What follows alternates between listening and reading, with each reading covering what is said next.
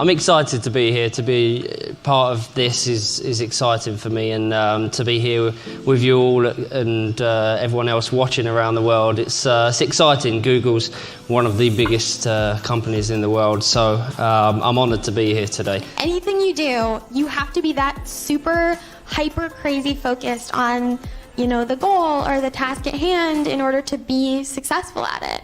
And having stepped away from it, I think we have more appreciation of like just how focused we were and the lives that we lived. And even though it's like sacrifice, right? Like we were going to bed early and we weren't going to parties and we weren't doing these things.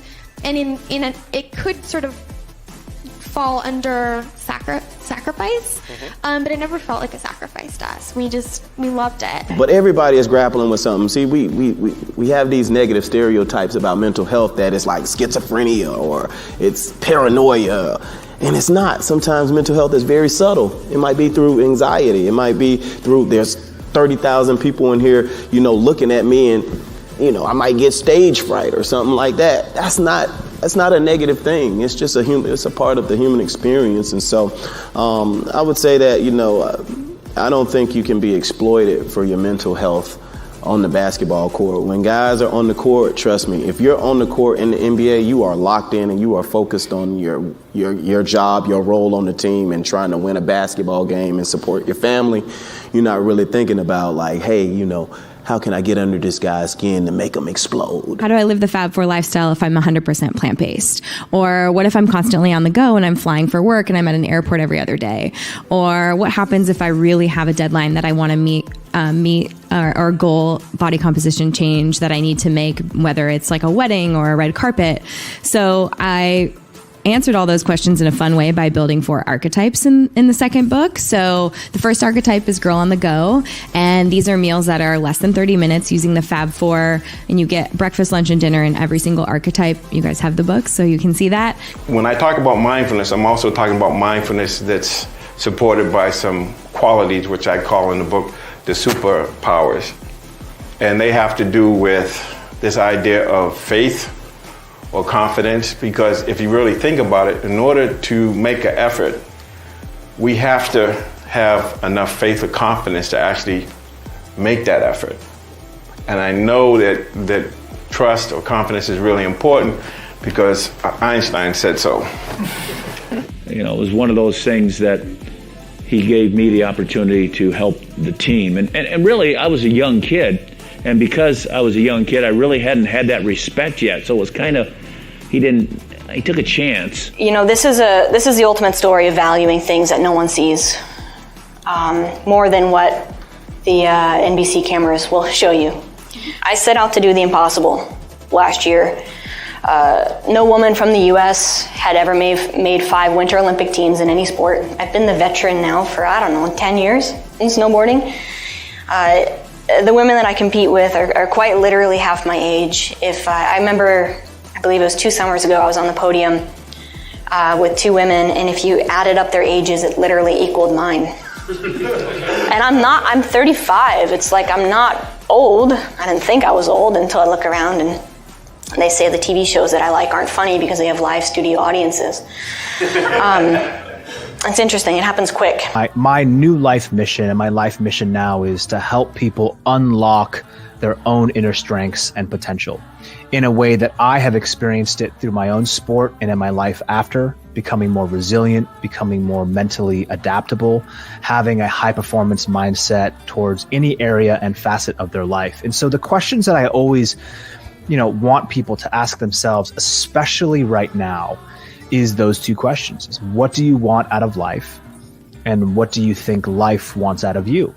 So I went vegan when I was 6 years old, which was quite a few decades ago, I have to say now.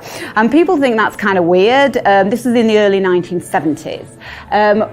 Did I declare to my mum, I want to go vegan, Mum? No, I didn't. I didn't even know what the word meant at that time. I just knew the principle. So it wasn't really a decision to go vegan, it was a reaction. I love animals. Everything I do, my whole life is centered around helping animals in some way, shape or form. I think that technology changed the game so much, basically. From the first time I played on tour and to this moment, I feel with better strings, better rackets, I feel there is much more players who can produce sort of power if they are, they're not a powerful player, and then it helped to sort of even the game a little bit, so the talent is not as vital as it was before. I think everybody that has followed through with it or contemplated it, it was a combination of things. It's not like this one thing, Right. And then it's the transition on top of it, and trying to digest everything and your path forward. Hey, I give my kids the money talk every day. We were just in the store the other day. My daughter said, "Hey, Dad, can we get some hot chocolate?" I said, "You got hot chocolate money?" See, they don't even respond anymore, right? They just know. If I ask them that, they know that I know that they ain't got no money, right? How old are your kids? 5, 4, and 6 months. So, hey, I do not care. You're gonna learn early. The night before the competition, I did a lot of imagery and walking through what I wanted to do and going through the entire routine, making sure it's perfect. If it wasn't, I'd go back and rewind and do it until it was how I wanted, and then I could fall asleep. And I look back and Dayton's head is down and he's frustrated and he's doing the math. He knows we're not gonna finish. And so my wife, she comes out, she starts to bike with us. And she starts to tell us jokes. Tries to take our minds off of what was happening. She started to sing to us. And I've never told her, but it wasn't helping. And I know that he doesn't climb for the camera, and you certainly don't become a climber for the money and the fame.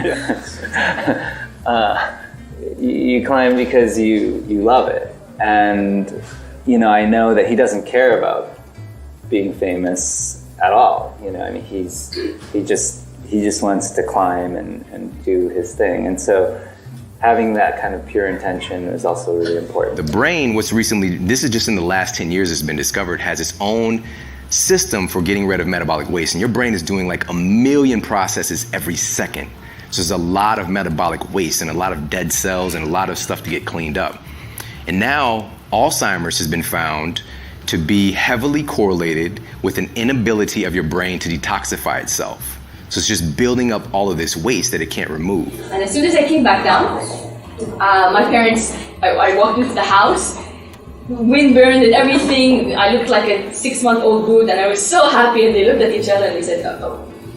They knew that there was a problem, and they were right. I could not stop climbing. I kept climbing one mountain after the other. I kept hiking, I kept doing anything you can imagine that I could climb, I kept trying to do, until I thought I reached my limits. I thought I reached my ultimate goal, until I saw that beautiful mountain for the first time with my own eyes, and I was in love.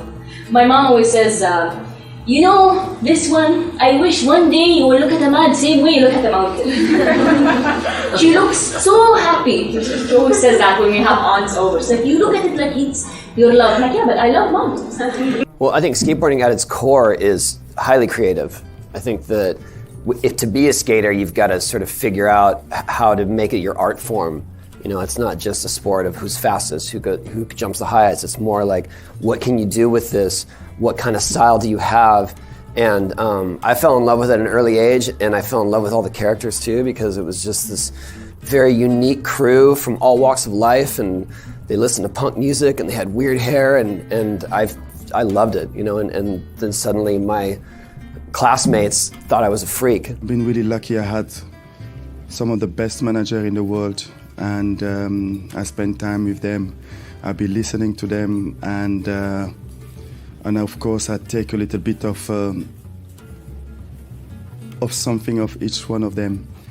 Like Arsene Wenger, spending 9 years with him, the freedom that he gives to the players, his calmness, his office, the fact that his office is always open for conversation, the way that he's managed to turn your head around was quite really interesting, because Arsene, you can say, okay, I'm gonna go to his office, I'm gonna tell him that he was wrong. You come back from his office and you say, no, he was right. He was really good on changing people and players' mind. If Michael Beasley, Mario Chalmers, those guys, when they was rookies, when they came in together, if it was social media was big then, Oh, we'd have been in trouble. Those rookies right there was terrible. We would have been in trouble. So I guess it just depends on the rookies that come in, if they're mature or not. So, yeah. We have this amazing power to create whatever story we want. And that power, let me tell you, it's a superpower, is the power of choice.